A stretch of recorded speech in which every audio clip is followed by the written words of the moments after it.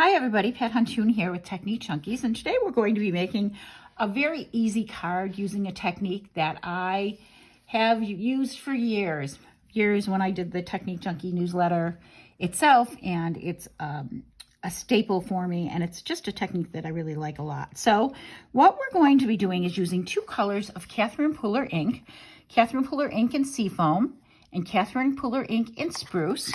We're going to be using SD 239 Explore the World, and that's going to be the sentiment on top of the technique we're using. And we're going to be using S1007 Worn Leaves, and they have quite a distressed look to them. They're really beautiful. I'm using everything in my MISTI. I'm using a piece of yellowy cream colored cardstock from my stash, and my piece of paper is 5 3/8 by 4 1/8 because I wanted a very small border around this. So I have that down with removable adhesive. I have my stamp in my MISTI, and I'm going to ink it first with the Seafoam. And the only reason I'm inking first with the Seafoam is just because I'm going to be inking and using the stamp twice for this 180-degree stamping technique we're going to be using. And so I'm going to ink it once and stamp.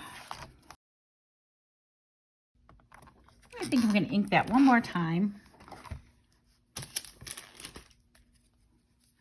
Keep in mind that this stamp does have a very distressed look, so the leaves are not going to be fully and completely covered with ink. Close the Seafoam.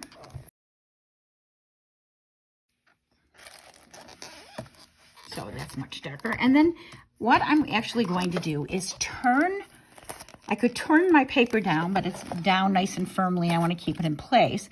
I am actually going to turn the stamp 180 degrees. So before it was like this on the stamp positioner, now I'm going to be putting it like this on the stamp positioner. And just putting that right back over the top of that. And now I'm going to be inking this with Spruce.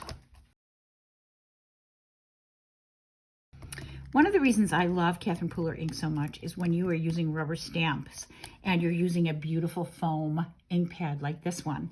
I find that they don't bead the same way that a regular felt or linen ink pad would. I think it's very good with rubber. So now I ink that a second time.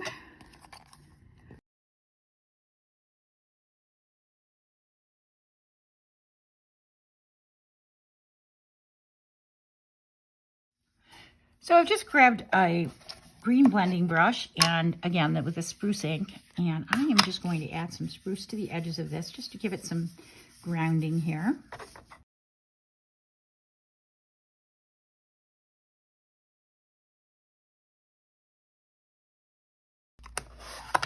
Okay, so there's my background. Now I'm going to stamp You Don't Need to Travel to Explore the World on the same piece of colored cardstock. Okay, because I want this to pop, I am actually not going to add green to the edges of this.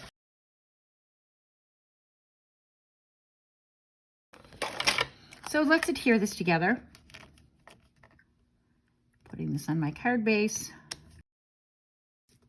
And again, I only left a very small border. Now, with this one, I could pop this up just like this, but I think what I'll do is take an extra piece here and cut it down a little bit bigger. I've taken a piece of cardstock and I've cut it down just slightly bigger than the other piece. And I'm going to take, again, with the spruce and just go right along the edge there. Very little of this will show. This is far more than I need. Okay. Let me dry that very quickly. Okay, so I took a minute to dry this with my heat tool because when you have wet ink like that, it's very hard to get anything to adhere to it. So I'm just going to apply this to it. And I've taken a moment and put pop dots on the back of the green piece.